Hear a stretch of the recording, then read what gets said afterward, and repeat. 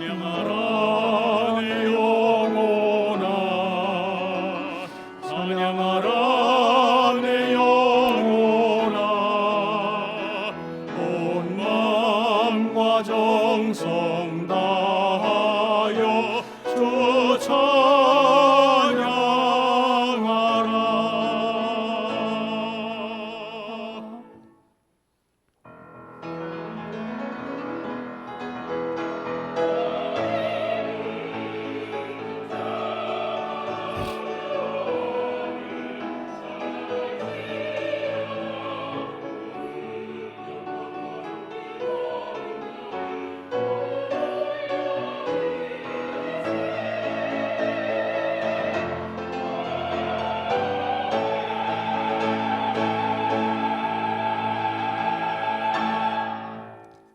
감사함으로 그의 문에 들어가며 찬송함으로 그의 궁정에 들어가서 그에게 감사하며 그의 이름을 송축할지어다.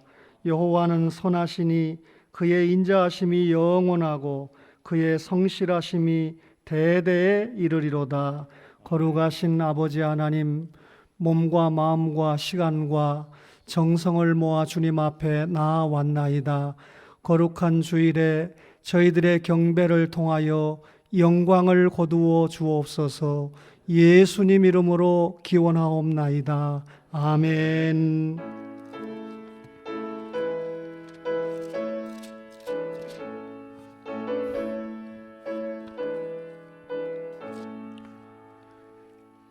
빛나고 높은 보좌와 그 위에 앉으신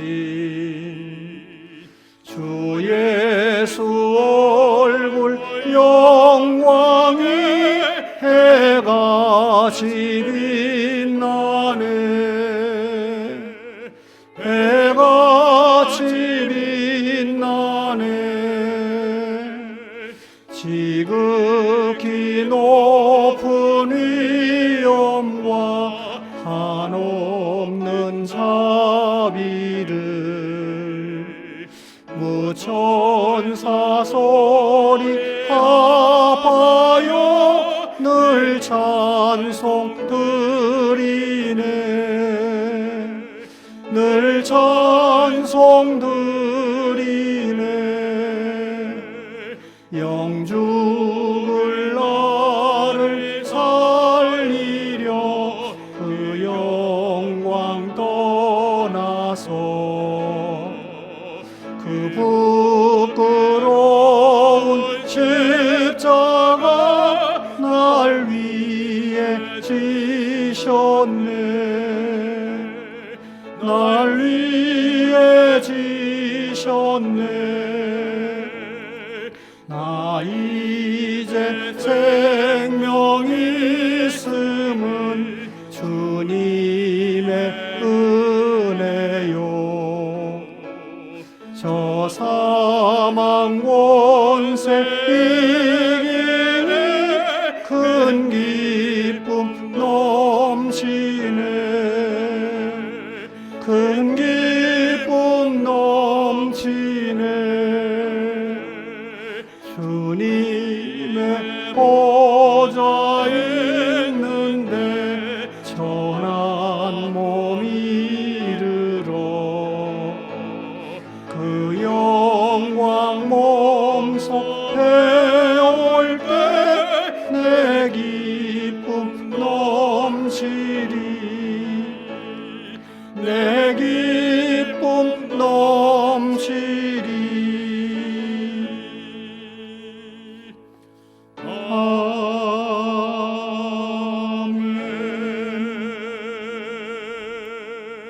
신앙 고백드립니다. 전능하사 천지를 만드신 하나님 아버지를 내가 믿사오며 그 외아들 우리 주 예수 그리스도를 믿사오니 이는 성령으로 잉태하사 동정녀 마리아에게 나시고 본디오 빌라도에게 고난을 받으사 십자가에 못 박혀 죽으시고 장사한 지 사흘 만에 죽은 자 가운데서 다시 살아나시며 하늘에 오르사 전능하신 하나님 우편에 앉아 계시다가 저리로서 산자와 죽은 자를 심판하러 오시리라. 성령을 믿사오며 거룩한 공예와 성도가 서로 교통하는 것과 죄를 사하여 주시는 것과 몸이 다시 사는 것과 영원히 사는 것을 믿사옵나이다. 아멘.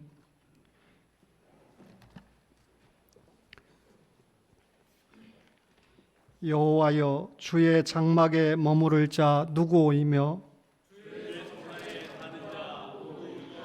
정직하게 행하며 공의를 실천하며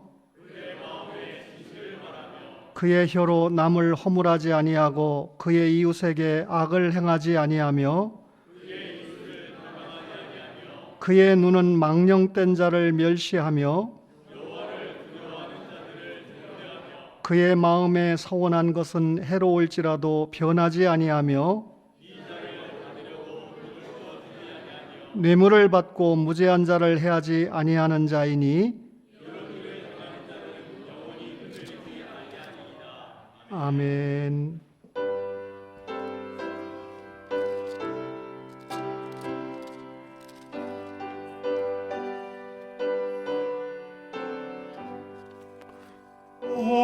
어려운 일 당할 때 나의 믿음 서그나 의지하는 내 주를 더욱 의지합니다.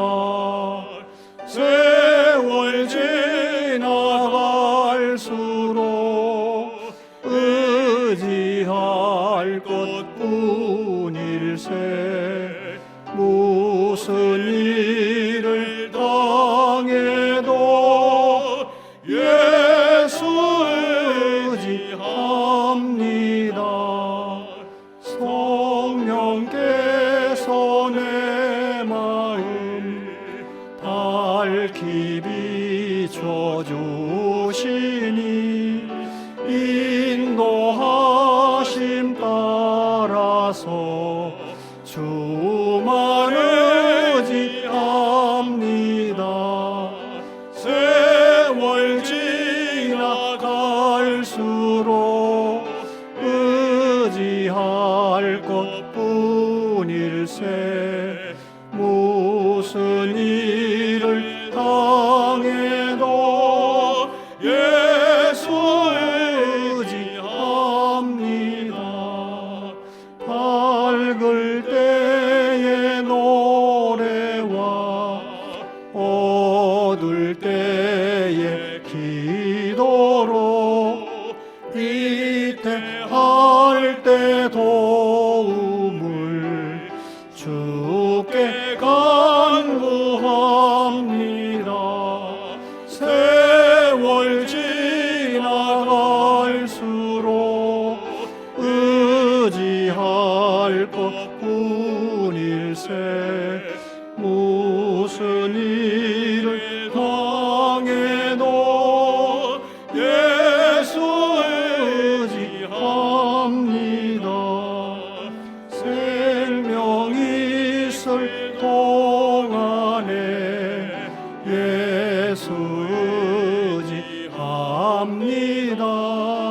천국 올라가도록 의지할 것뿐일세. 세월 지나갈수록 의지할 것뿐일세. 무슨 일을 당해도 예수 의지합니다.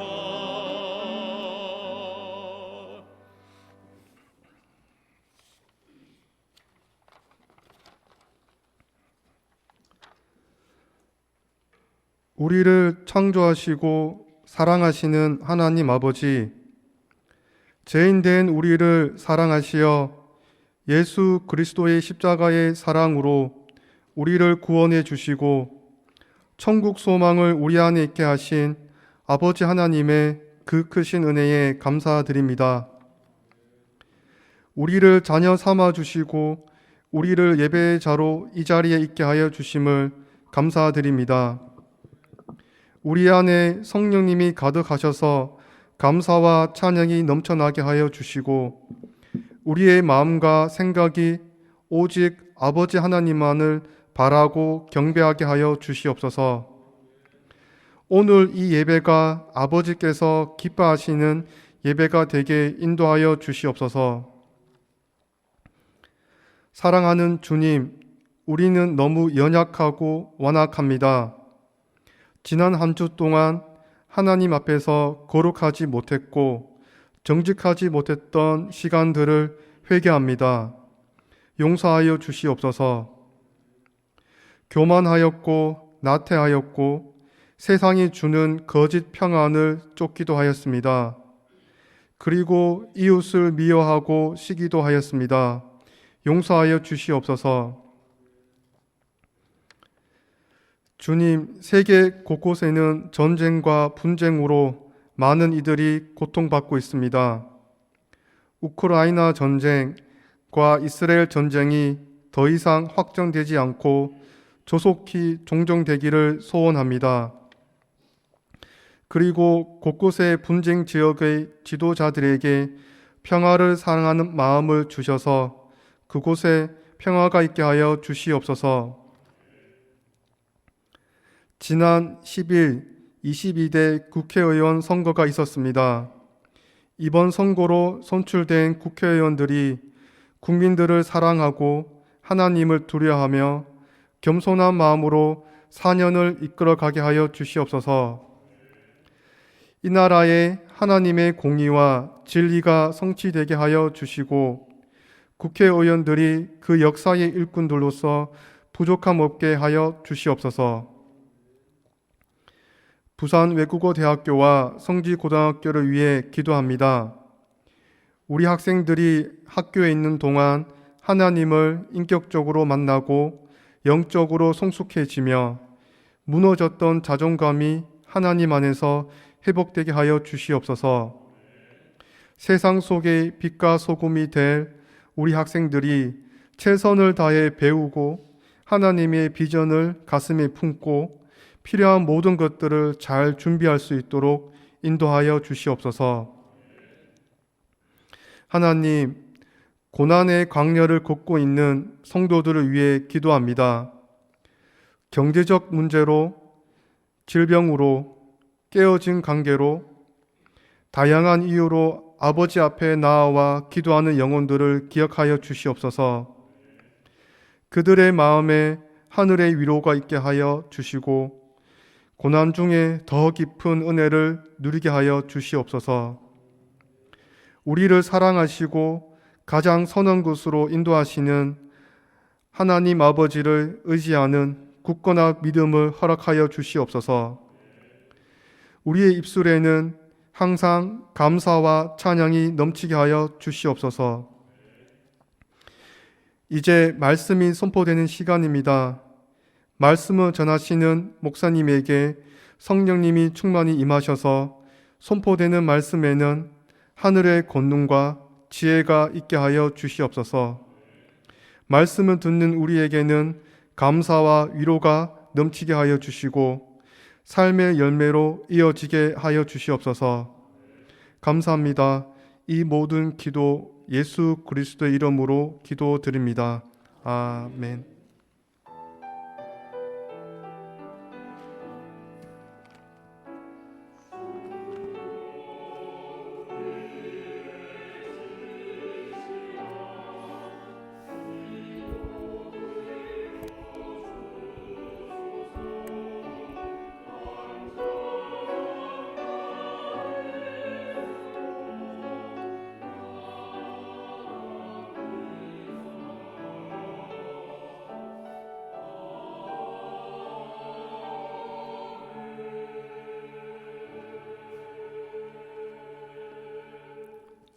하나님 말씀 신명기 27장 17절 말씀입니다. 신명기 27장 17절 다 함께 합독하겠습니다. 그의 이웃의 경계표를 옮기는 자는 저주를 받을 것이라 할 것이요 모든 백성은 아멘 할지니라. 아멘.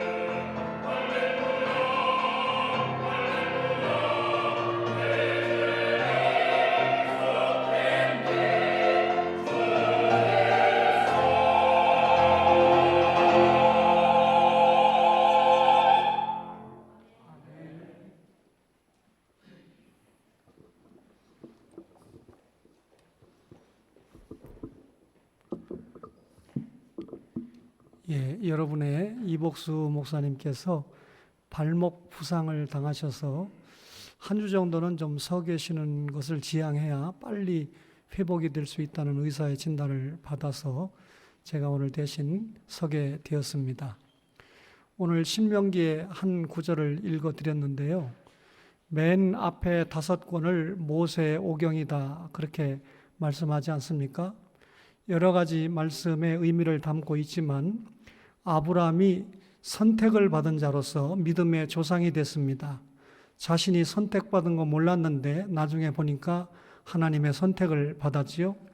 창세기는 선택을 강조했다고 그러면 출애굽기는 이스라엘 백성들이 유월절 어린 양을 통해서 애굽에서 나왔습니다.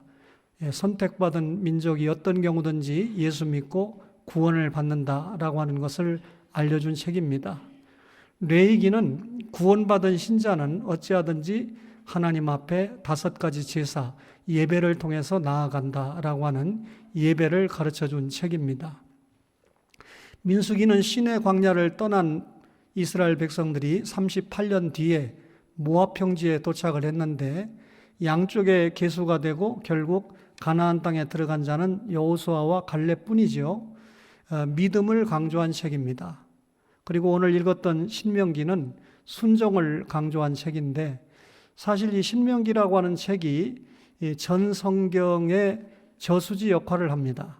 창세기, 출애굽기, 레위기, 민수기가 하나의 강줄기라고 한다면 그 강줄기 시내에서 흐른 물을 이 모세 오경인 마지막 성경인 신명기가 모아서 말씀에 순종하면 복을 받고 말씀에 불순종하면 징계, 저주를 받는다라고 하는 말씀을 주셔서 이 신명기 사관이 결국 그 이후에 전개되는 역사서라든지 시가서라든지 모든 성경에 그대로 적용이 되기 때문에 예수 믿는 신자들은 신명기의 말씀에 따라서 말씀에 순종하고 믿음으로 사는 것이 대단히 중요하다 하는 것을 가르치고 있습니다. 오늘 경계표라고 하는 말씀을 여러분에게 읽어드렸는데요. 이 말씀을 잘 이해하기 위해서 사도행전 2장에 기록된 예루살렘 교회를 잠깐 서론적으로 설명을 할 필요가 있겠습니다. 오늘 이 PPT를 보시면 예루살렘 교회 성도들은 공산 생활을 했다 그랬는데 이 예루살렘 교회에 모여서 예배를 드리고 첫 이 성도들이 교회를 이루게 되는데 구약은 이스라엘을 통해서 구약교회를 설명을 했죠. 그 가운데 노아의 방주라든지 성막이라든지 혹은 성전이라든지 회당은 신약에 도래할 교회를 예표한 것들입니다. 그래서 최초로 예루살렘 교회가 생기게 되는데 15개국 이상에서 여러 사람들이 예루살렘에 모여서 성도를 이루고 형제단을 이루고 예배를 드리게 되는데 얼마 지나지 않으니까 자기들이 가져온 모든 것들이 떨어져서 핍절하게 되잖아요. 그때 예루살렘 교회 성도들이 자신들의 모든 소유를 자기 것으로 여기지 않고 팔아서 공산 생활을 하게 됩니다. 사도행전 2장 44절에 보니까 믿는 사람이 다 함께 있어 모든 물건을 서로 통용하고 또 재산과 소유를 팔아 각 사람의 필요를 따라 나눠주며 그랬습니다. 다른 지역에서 온 성도들을 외면하지 않고 자신의 소유를 팔아서 함께 나누어주는 형제애를 발동했는데 이런 영적 일치는 자기의 물건까지 통용하는 이런 원리는 여러분 성령님의 인도가 없이는 불가능합니다. 믿음이 없이는 불가능한 일이다 그 말이죠. 결국 말씀에 대한 믿음, 성령의 인도를 따라서 저들이 각 성도들의 필요를 따라 나누어주는 그런 이 영적 사랑을 발휘를 했는데 이것은 하나님 앞에 언약 백성이었기 때문에 가능했다 그 말이죠. 진정한 사랑의 행위는 예수 그리스도의 보혈을 가슴에 영접하지 않고는 불가능하다 하는 것을 예루살렘 교회가 보여주고 있습니다. 그런데 이 구절을 통해서 적지 않은 사람들이 공산주의도 성경에서 나왔다 이렇게 이야기를 하는데요. 제가 말씀 중에 공산주의와 사회주의를 밝히려고 하는 것은 아니고요. 전혀 이 성경과 공산주의와는 무관하죠. 여러분 이 본문에 있는 이 성도들은 하나님을 믿는, 다시 말하면 예수님을 믿는 믿음 안에서 자원적으로 이런 일을 했습니다. 그런데 공산주의는 신의 존재, 하나님을 인정하지 않습니다. 그러니까 믿음이 없이 관계없이 하나님을 영접하지 않은 상태에서 강압적으로 사람들의 것을 빼앗아서 분배하는 그런 통치를 전개하지 않습니까? 그러니까 믿음의 유무 그리고 강압적이냐 자발적이냐 차원이 너무 다른 것이죠. 따라서 이 말씀이 공산주의를 만들게 했다라고 하는 이론은 전혀 우리가 동의할 수 없는 겁니다. 더군다나 이 공산주의자들은 이 새로운 지배, 새로운 권력층을 만들어서 결국은 국민은 노예가 되고 자신들은 특권 의식을 가지고 살아가는, 결국 개인 소유를 부정하는 것이 공산주의의 특징입니다. 그런데 오늘 우리 성경 경계표 사상에서는 중요한 의미와 교훈을 우리에게 말씀으로 주고 있는데요. 창세기 1장 26절과 27절은 여러분이 잘 아시는 말씀입니다.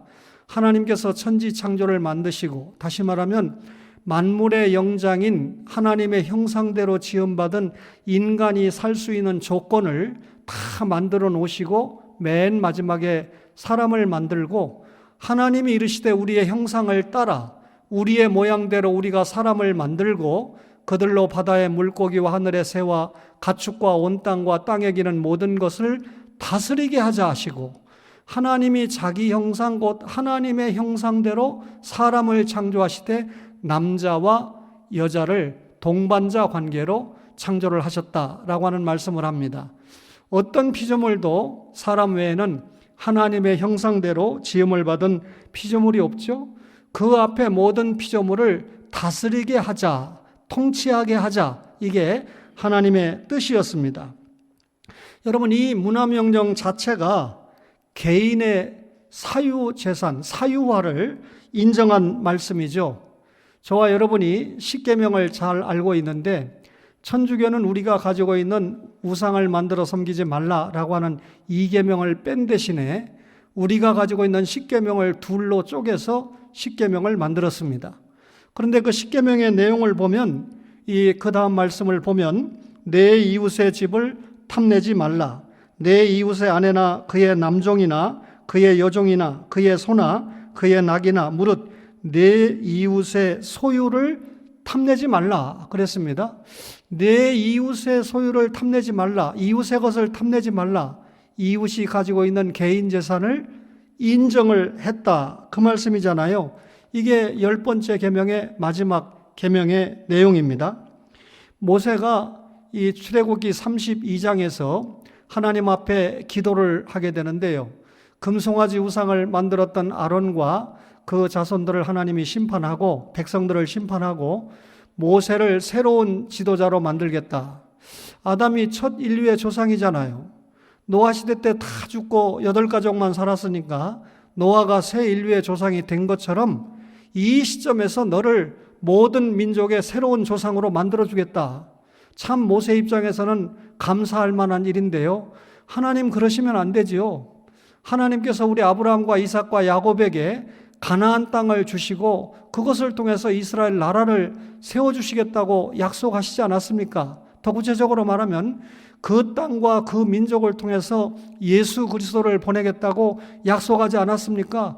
그러니 이 백성들의 우매함을 용서해 주시고 하나님의 언약대로 실행해 주십시오라고 기도한 내용이 출애굽기 32장 13절입니다. 한번 그 내용을 제가 읽어 드릴까요? 출애굽기 32장 13절에 보니까 주의 종 아브라함과 이삭과 이스라엘을 기억하소서. 주께서 그들을 위하여 주를 가리켜 맹세하여 이르시기를 내가 너희의 자손을 하늘의 별처럼 많게 하고 내가 허락한 이 온 땅을 너희의 자손에게 주어 영원한 기업이 되게 하리라. 가나안 땅을 우리 자손들에게 주시고 영원한 기업이 되게 하겠다고 아브라함과 이삭과 야곱에게 약속하지 않으셨습니까? 이렇게 확신하면서 모세가 기도를 했습니다. 그러면서 모세는 계속해서 광야 행군의 지도자, 광야교회의 목자 역할을 감당을 했는데요. 민수기 26장에 가면 아까 말씀한 대로 이제 여러 과정을 통해서 적과 꿀이르는 가나안 땅에 가기 목전이잖아요. 그 52절로 56절을 보면 여러분 한번 보십시오. 여호와께서 모세에게 말씀하여 이르시되 이 명수대로 땅을 나눠주어 기업을 삼게 하라. 수가 많은 자에게는 기업을 많이 줄 것이요 수가 적은 자에게는 기업을 적게 줄 것이니 그들이 계수된 수대로 각기 기업을 주되 오직 그 땅을 제비 뽑아 나누어 그들의 조상 지파와 이름을 따라 얻게 할지니라. 그 다소를 막론하고 그들의 기업을 제비 뽑아 나눌지니라. 민수기 26장 52절 이하의 이 말씀은 이 이스라엘 백성들에게 종족대로, 지파대로, 또 이 가족의 숫자대로 정확하게 땅을 차별 없이 균등하게 분배를 해라 라고 하는 말씀입니다. 이 말씀을 보면 개인의 재산을 인정하는 거잖아요. 그리고 오늘 읽었던 본문 말씀 신명기 27장 17절을 보니까 그 이웃의 경계표를 옮기는 자는 저주를 받을 것이라 할 것이요 모든 백성은 아멘 할지니라 이렇게 말씀합니다. 경계표 옮기는 자는 저주를 받는다. 그러면 그 경계표가 뭘까요? 땅의 경계를 표시하는 돌이나 편말 같은 것을 경계표라고 이야기를 하는데요. 이 돌무더기나 편말은 결국 개인의 재산을 철저하게 인정해주는 하나님의 말씀입니다. 정리하면 출애굽기는 이스라엘 백성들이 애굽을 나와서 구원받은 신자들이 가나안 땅 천국을 향해서 가는 과정을 기록을 했는데 결국 가나안을 기업으로 약속했지요. 예수 믿고 구원받은 여러분과 저는 철저하게 천국을 약속받지 않았습니까? 그리고 민수기는 그 가나안을 개인 기업으로 분배를 해라. 아까 말씀드린 대로 균등하게 분배를 하라라고 하는 명령을 준 책이고, 신명기는 경계표를 말씀을 하시면서 개인적으로 분배받은 개인의 기업은 하나님이 주신 법적인 증거물이다.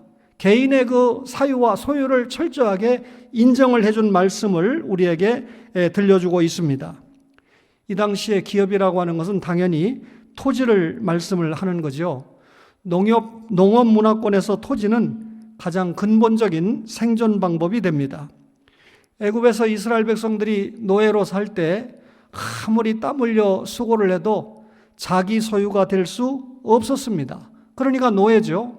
근데 이스라엘 백성들이 애굽에서 나와서 구원받고 젖과 꿀이 흐르는 가나안 땅에 들어갔을 때 기업을 분배받고 경계표를 세워라라고 하는 말씀은 기업을 받은 자가 출애굽 사건을 통해서 구속의 은총을 입었다라고 하는 신앙적인 의미, 종교적인 의미를 부여합니다. 경계표를 설치했다 이 말은 나는 이제는 종이 아닌 자유인으로 하나님의 자녀로 구원받은 백성이다 라고 하는 신앙적인 의미가 있다 그 말이죠.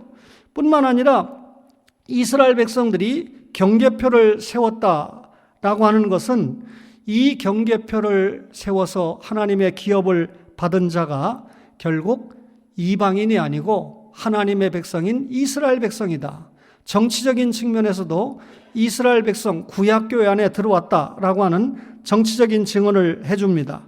뿐만 아니라 경계표를 그었다라고 하는 것은 모든 사람들에게 생존권을 보장해주는 경제적인 면에서도 중요한 역할을 감당하는 것이 경계표입니다. 오늘 여러분에게 읽어드렸던 이 경계표는 신앙적인 면에서, 정치적인 면에서, 경제적인 면에서 구원받은 이스라엘 백성들을 하나님께서 철저하게 보호하고 인도하신다는 약속의 표였던 것이죠.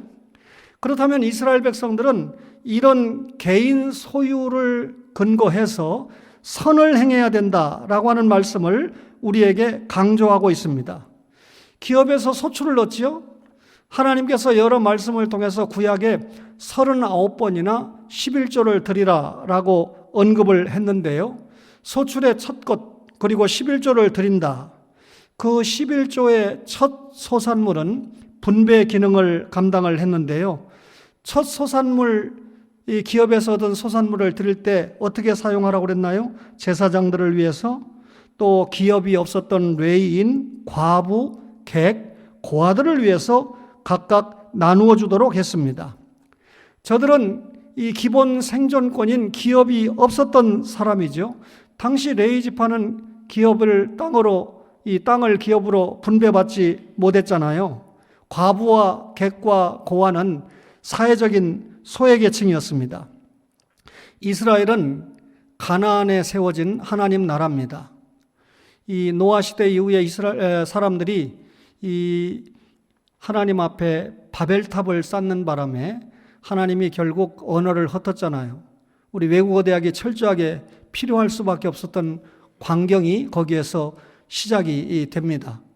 그때 하나님께서 계속해서 백성들이 불순종하니까 이 아브라함을 뽑아서 그의 후손을 통해서 이스라엘 나라, 이스라엘 백성을 만들고 그 이스라엘을 통해서 구약교회를 보여주면서 하나님의 구속 역사를 우리에게 보여주는 것이 구약 성경에 흐르는 면면의 역사입니다. 따라서 이스라엘 민족은 예수 그리스도가 이 땅에 오시는 것을 철저하게 준비한 민족이었는데 그만 오신 예수님을 정치적으로 자신들이 기다렸던 메시아가 아니라 로마에서 해방시켜준 메시아가 아니라고 십자가에 못 박지 않았습니까? 여러분, 이스라엘은 구약 교회를 대변하는데 이런 이스라엘 나라 교회 안에도 언제든지 사회적인 소외 계층이 있었습니다. 이런 소외 계층이라 할지라도 구약 교회 이스라엘 안에 들어가 있었던 하나님의 백성이었다 그 말이죠. 그래서 하나님께서는 이 추수기가 되면 이런 연약한 백성들을 위해서 자신들의 소유물을 일부 남겨두어야 된다고 명령을 했고요. 이 보아스는 철저하게 이를 실행을 했습니다. 신명기 24장 19절을 보면 여러분 네가 밭에서 곡식을 벨 때에 그 한 몫을 밭에 잊어버렸거든 다시 가서 가져오지 말고 나그네와 고아와 과부를 위하여 남겨두라. 그리하면 내 하나님 여호와께서 내 손으로 하는 모든 일에 복을 내리시리라. 보아스는 룻을 위해서 일부 곡식물을 남겨두지 않았습니까? 그 다음 룻기 2장 15절 말씀을 보면 룻이 이삭을 주우러 일어날 때 보아스가 자기 소년들에게 명령하여 이르되 그에게 곡식단 사이에서 줍게 하고 책망하지 말며 또 그를 위하여 곡식 다발에서 조금씩 뽑아버려서 그에게 줍게 하고 꾸짖지 말라 하니라. 신명기 27장 17절에 오늘 그의 이웃의 경계표를 옮기는 자는 저주를 받을 것이라 할 것이요 모든 백성은 아멘 하라 그랬습니다.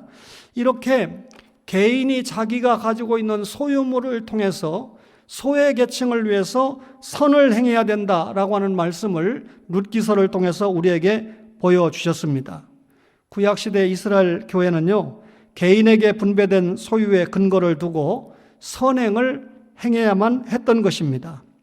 성경의 이런 가르침은 개인 소유를 부정하고 강제적인 분배를 주장하는 공산주의나 사회주의와는 전혀 우리 기독교 신앙과 신학이 다르다라고 하는 것을 가르쳐 주고 있습니다. 공산주의는 또 성경에 있는 희년제도까지도 지켜야 된다. 마치 자신들이 엄청나게 연구를 하고 한 것처럼 주장을 하는데 성경의 희년제도의 핵심은요. 잃어버린 기업을 50년마다 회복시켜주는 데 목적이 있었잖아요. 여러분 이스라엘 백성들이 안식년을 지키고 49년 지나서 50년째가 희년이 되는데 이 희년 때는 어떤 노예라도 해방을 시킵니다. 그리고 중간에 이 땅을 분배받았지만 남편이 일찍 죽는다든지 여러 가지 사건과 사고를 통해서 남에게 빚을 빌려서 살고 갚지 못해서 결국 노예가 되거나 또 부채를 지는 경우가 있는데 희년이 되면 부채도 탕감을 합니다. 뿐만 아니라 희년이 되면 남들에게 넘겨주었던 땅이 원래 주인에게 다 돌아옵니다. 그래서 50년이 가까웠을 때 땅값은 거래를 할 때 쌉니다. 왜냐하면 돌려주는 기간이 얼마 안 남으니까. 그런데 50년이 되려면 40년이 남았다. 그러면 땅값이 비싸게 거래가 될 수밖에 없죠. 그러면 이 희년제도를 누가복음 4장에서 예수님께서 주의 은혜의 해를 선포하면서 노예를 탕감한다든지 부채를 탕감해 준다든지 노예를 해방시킨다든지 원래의 땅을 소유주에게 돌려주는 것은 예수 그리스도를 통해서 우리가 영원한 속죄를 통해서 자유와 해방을 누린다. 천국에 가서 영원한 안식을 누린다라고 하는 복음을 미리 말씀해 준 거 아닙니까? 그런데 자꾸 이 사회주의나 공산주의를 지지하는 자유주의 신학자들은 이 경계표가 주는 사회적인 이 측면만 강조를 합니다. 또 우리 보수주의 입장에서는 신학적인 면만 이 강조를 해서 하나님 사랑만 강조하고 이웃 사랑의 약한 부분을 보입니다. 신앙은 하나님 사랑과 이웃사랑이 이 병행을 해야 됩니다. 하나님 사랑은 진실한 믿음이라고 할 수 있어요. 참된 믿음이라고 할 수 있습니다. 참된 믿음을 가진 사람은 이웃사랑, 다시 말하면 강한 믿음으로 보여야 된다라고 말씀을 드릴 수 있는데, 안식년이나 희년이 그런 의미를 가지고 있지 않습니까? 경계표가 뭡니까? 조상들에게 받은 땅을 내 것이라고 경계표를 세운 거 아닙니까? 그리고 그 경계표가 세워진 기업은 자자손손 기업으로 전해지는 것입니다. 오늘 신명기 27장 17절에 보면 왕이라도 이 경계표를 옮길 수가 없습니다. 그러니까 어떤 누구라도 경계표를 옮길 수 없고, 만약에 옮길 수 있는 분이 있다면 하나님 한 분뿐이겠죠. 따라서 이스라엘 백성들이 적과 꿀이 흐르는 가나안 땅에 들어갔을 때 경계표를 세웠다라고 하는 것은 이들이야말로 하나님의 선택받은 백성이다, 하나님의 자녀다, 하나님의 교회 안에 들어와 있는 식구다라고 하는 것을 확실하게 인정해 준 증거물이 됩니다. 여러분, 만약에 이 경계표를 잃었다라고 하면 선민 자격을 박탈한 것을 의미하는데, 이런 일은 왕도 할 수 없다라고 못을 박았습니다. 여러분, 구약의 이스라엘 역사를 쭉 연구해 보면 계속 흥망성쇠를 경험하다가 BC 586년에 정통 왕가 유다 지파, 예수 그리스도가 와야 될 남쪽 유다가 바벨론에 망하지 않았습니까? 그러다가 로마 시대 AD 70년에 디도 장군이 결국 이 이스라엘을 멸망시키지 않았어요? 예루살렘도 멸망하고. 그러니까 경계표가 의미가 없어졌습니다. 지금까지 말씀드린 구약의 경계표 말씀이 이 AD 70년으로 끝을 보게 됐죠. 완전히 경계표 사상이 무효화되는 그런 역사가 드러났는데, 그러나 이 경계표 사상이 주는 의미와 교훈은 지금 이 시간까지도 여전히 유효하다라고 하는 것을 말씀을 드리고 싶습니다. 구약의 경계표는 신약의 성도들이 구약시대처럼 하나님 나라에서 자신의 기업을 소유한다고 증언을 해줍니다. 오늘 이 자리에 세례를 받으신 분들이 많이 계실 텐데요. 세례를 받았다라고 하는 것은 성부와 성자와 성령님의 이름으로 하나님의 교회, 구약의 이스라엘 백성들이 언약 백성으로 구약교회에 동참한 것처럼 신약교회의 회원이 되었다라고 하는 것을 의미하잖아요. 따라서 이 경계표 사상은 우리가 신약에서 세례를 통해서 교회의 회원이 되었다라고 하는 것을 상징하는데요. 구약의 개인 소유는 신약시대에도 여전히 유효합니다. 어떤 경우든지 무력화시킬 수 없는 개개인의 생존권, 기본 생존권과 같은 것인데요. 따라서 예수 믿는 여러분과 저가 행하는 선행이라고 하는 것은 어떤 경우든지 우리가 가지고 있는 개인의 소유, 물질뿐만 아니라 은사, 이런 모든 것들을 통해서 선행을 할 수가 있습니다. 공산주의와 같이 강제로 빼앗아서 나누어주는 그런 악행이 아니라 내가 하나님 앞에 가진 은사, 재능, 재원 이런 것들을 통해서 얼마든지 선행을 할 수 있다라고 말씀을 주시는 것이죠. 따라서 구원받은 신자들은 자신이 가지고 있는 소유, 모든 것을 동원해서 여러분 선을 행하도록 해야 됩니다. 그 선이 뭡니까? 예수 믿지 않는 사람은 예수 믿도록, 그리고 예수 믿는 사람은 더 잘 믿고 하나님 나라에 충성할 수 있도록 그렇게 도와주는 것이 선이겠죠. 특별히 11조 제도도 신약시대에 여전히 필요한 것이죠. 구약시대처럼 사회적인 소외계층을 위한 이 제도로 교회가 이런 헌금들을 잘 사용해서 영혼을 구원하고 양육하는 데 계속해서 사용을 하고 있잖아요.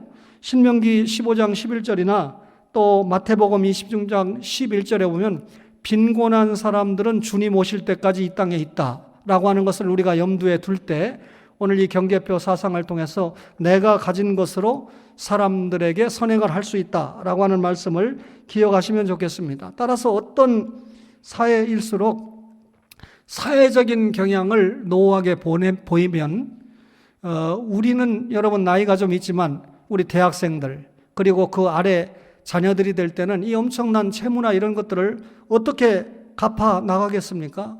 저는 저 때를 걱정하지 않고 손자 때를 생각하면서 사는데 주님이 그 전에 오시면 감사한 일이지만 그렇지 않다고 할 때 감내해야 될 일들이 참 많을 것입니다. 무상복지라고 하는 말이 참 흔한 세상인데요. 데살로니가후서 3장 10절에 보면 일하기 싫어하거든 먹지도 말게 하라. 일하기 싫으면 먹지도 말라라고 하는 이 바울 사도의 가르침이 이 경계표 사상과 연결이 돼서 참 절실하게 와닿습니다. 결론적으로 첫 번째 아담이 이 세상에 죄를 끌어들인 근본적인 통로가 뭐였습니까? 먹음직도 보암직도 지혜롭게 할 만큼 탐스러운 창세기 3장 6절에 이 말씀에 무너진 겁니다. 따라서 예수 믿는 여러분과 저가 너무나 쉽게 먹는 문제와 보는 문제와 욕심의 문제 때문에 넘어집니다. 여러분과 저가 예수 믿고 구원받았잖아요. 죄 용서받았잖아요. 그런데 제2 아담으로 오신 예수님은 마태복음 4장에서 공생애를 시작하실 때 제1 아담이 지은 3가지 문제를 말씀과 기도로 승리했습니다. 사람이 떡으로만 사는 것이 아니다. 먹는 문제 말씀으로 승리하셨죠. 그 다음에 또 성전 꼭대기에서 때려내려서 네가 정말 하나님의 아들인지 보여달라. 보는 문제 시험을 이겼죠. 천하만국을 보여주면서 높은 산에서 나에게 절하라. 그때 주 너희 하나님만 섬기라. 기록된 말씀으로 또 이기지 않았습니까? 이 말씀은 제2 아담인 예수님이 먹는 첫 번째 아담인 이 아담이 이 넘어진 3가지 문제를 극복하셨다라고 하는 것을 말씀한 겁니다. 예수님의 제자 사도 요한이 예수님 돌아가시고 30년에 돌아가시고 90년쯤에 요한 1서를 기록하면서 예수님이 먹는 문제, 보는 문제, 욕심의 문제를 극복했는데 왜 이 문제에 예수 믿는 신자가 자꾸 무너지느냐? 육신의 정욕, 안목의 정욕, 이생의 자랑은 이 세상으로부터 온 거지 하나님께로부터 온 게 아니다. 여러분, 육신의 정욕 먹는 문제입니다. 안목의 정욕 보는 문제입니다. 이생의 자랑은 욕심의 문제를 지적한 것입니다. 따라서 예수 믿는 신자들은 개인적으로 먹는 문제와 보는 문제와 욕심의 문제를 극복을 하고 적극적으로 그 예수님께서 이 세상에서 십자가 지시기 직전에 마태복음 25장을 통해서 3가지 비유를 말씀하는데 열처녀 비유 잘 아시죠? 슬기로운 5처녀는 등불도 기름도 준비했습니까? 다시 말하면 성령 충만한 삶을 예수 믿는 신자가 살아야 된다. 달란트 비유는 여러분과 저에게 우리에게 주신 하나님의 은사, 소유, 이것을 통해서 은사를 활용하는 삶을 살아야 된다라고 하는 걸 강조하고, 마지막 양과 염소의 비유를 통해서 내가 배고플 때 먹을 거 주었고 목마를 때 마실 거 주었고 감옥에 갇혔을 때 돌아보았고 헐벗을 때 입을 것을 주었다. 언제 우리가 그렇게 했습니까? 이 지극히 작은 자 하나에게 한 것이 나에게 한 것이다. 예수 믿는 신자는 경계표 사상을 통해서 하나님이 나에게 주신 구원, 하나님이 나에게 주신 여러 가지 은사, 그리고 재력, 개인 소유, 이런 것들을 총동원해서 예수 믿지 않는 사람은 예수 믿게, 예수 믿는 사람은 더 잘 믿도록 도와주는 구령과 양육에 최선을 다하는 것이 기독교 윤리를 실천하는 삶이다라고 하는 것을 보여주고 있습니다. 경계표를 묵상하시면서 신앙적으로, 정치적으로, 또 이 경제적으로 하나님께서 우리를 얼마나 사랑하시고 인도하시고 보호하시고 축복하셨는가라고 하는 것을 생각하시고 하나님의 영광을 위해서 마지막 삶을 달려가시는 여러분과 저가 되기를 간절히 바랍니다. 주신 말씀 생각하시면서 봉헌 시간을 갖도록 찬송 드리면서 봉헌하겠습니다.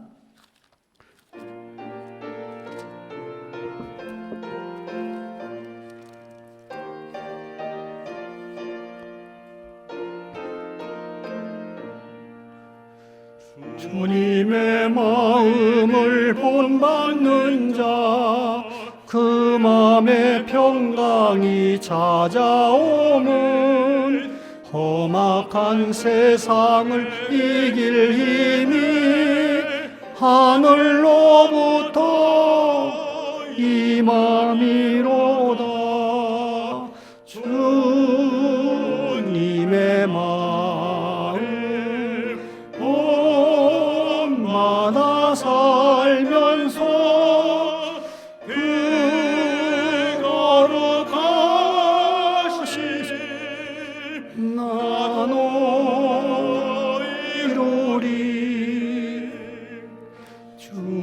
모습 내 눈에 안 보이며 음성 내 귀에 안 들려도 내 영혼 날마다 주를 만나 신령한 말씀 늘 배우도다. 주님의 마음 본마다 살면서 그 거룩하심 나도 이루리. 가는 길 거칠고 험하여도 내 맘에 불평이 없어짐은 십자가 고난을 이겨내신 주님의 마음 본받음이라. 주님의 마음 본받아 살면서 그 거룩하심 나도 이루리. 주 예수 세상에 다시 오실 그날엔 무성도 변하여 주님의 빛나는 그 영상을 다 함께 보며 주 찬양하리. 주님의 마음 본받아 살면서 그 거룩하심 나도 이루리.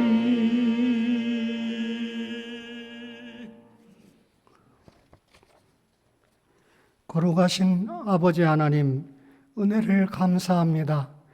오늘도 주님께서 주신 말씀을 통하여 하나님께서 저희들에게 허락하신 것이 너무나 많은데 이것을 통하여 주님이 원하시는 성화의 삶과 사명 감당의 삶을 살아갈 수 있도록 역사하여 주옵소서.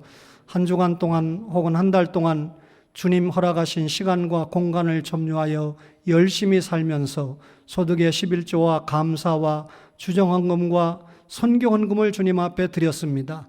귀한 예물을 받으시고 사용되는 곳마다 하나님의 귀한 뜻이 나타날 수 있도록 역사하시고 드린 손길들마다 하나님께서 마음껏 흔들어 복을 허락하여 주시옵소서. 감사하옵고 예수님 이름으로 기도하옵나이다. 아멘.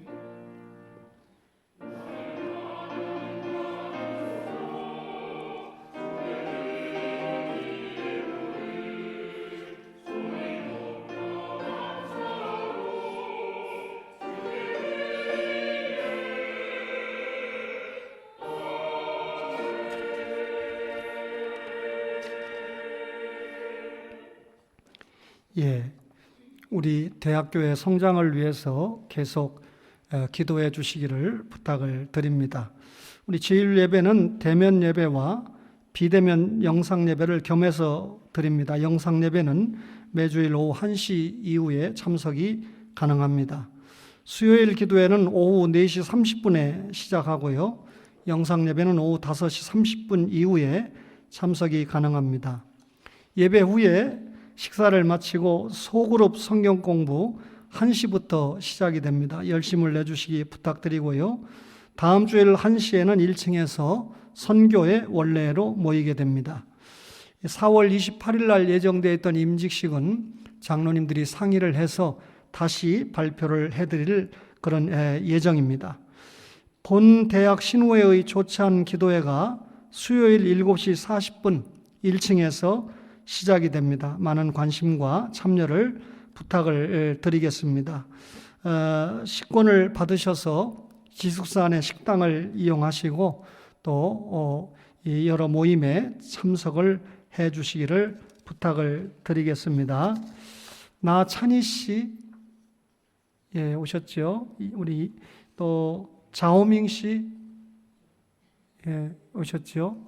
혹시 진소영 교수님, 예, 오셨죠? 예, 저 진소영 교수님은 2019년에 잠깐 나오셨다고 그러는데 제가 만나서 다시 권유를 해서 오늘 나오셨고요. 오늘 나찬희님, 자오밍님 새신자 환영하겠습니다. 앞으로 나오시죠. 예.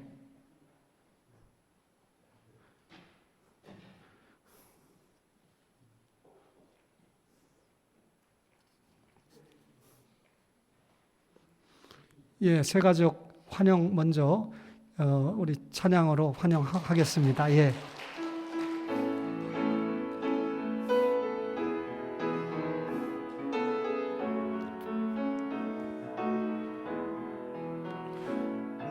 너는 시냇가에 심은 나무라 하나님의 사랑 안에 믿음 뿌리 내리고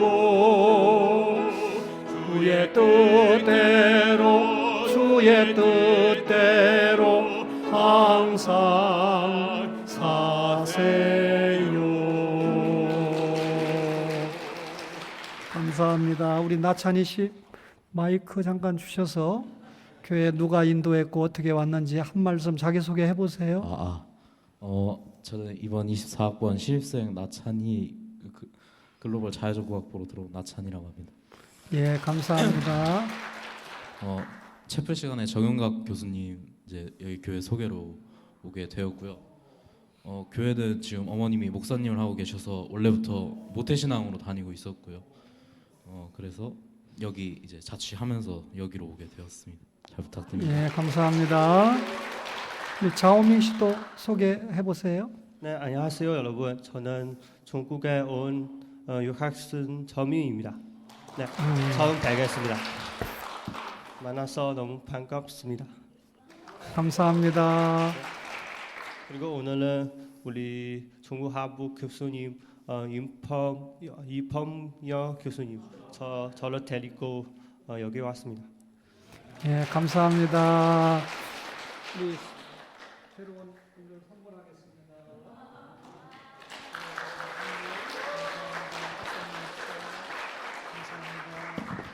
감사합니다. 뒤 돌아보시고 인사하고 들어가세요.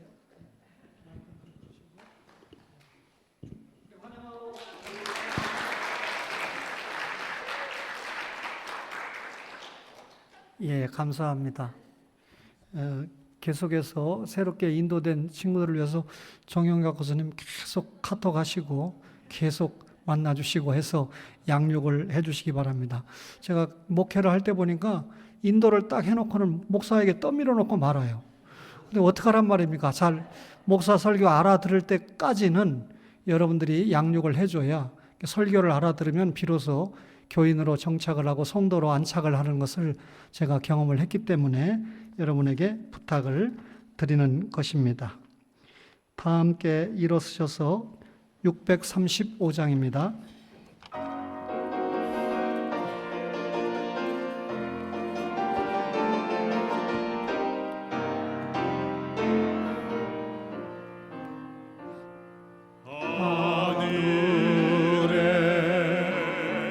계신 아버지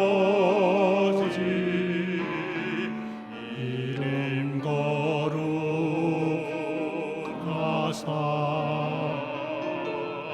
주님 나라 임하시고 뜻이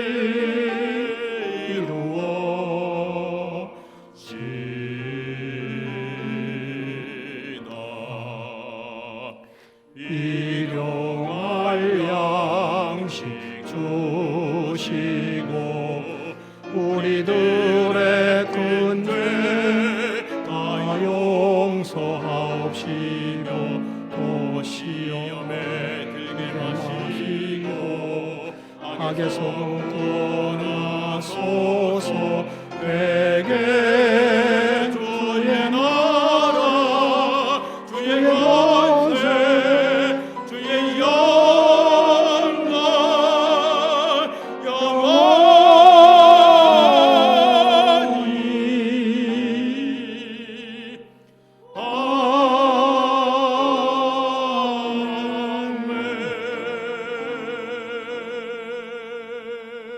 지금은 우리 대학교회의 머리가 되시는 예수 그리스도의 은혜와 독생성자 아낌없이 우리를 내어주신 하나님의 놀라우신 사랑하심과 구주 예수 믿어 하나님의 자녀로 충성 헌신 봉사하며 살도록 역사하시는 성령님의 감동적인 역사가 경계표라는 말씀을 받고 자신이 받은 은사 소유를 통하여 많은 사람들을 주님 앞에 인도하고 양육하는 사명을 감당하기 원하는 이 자리에 모인 모든 주의 백성들 머리머리 위에 이제와 영원토록 충만하실지어다.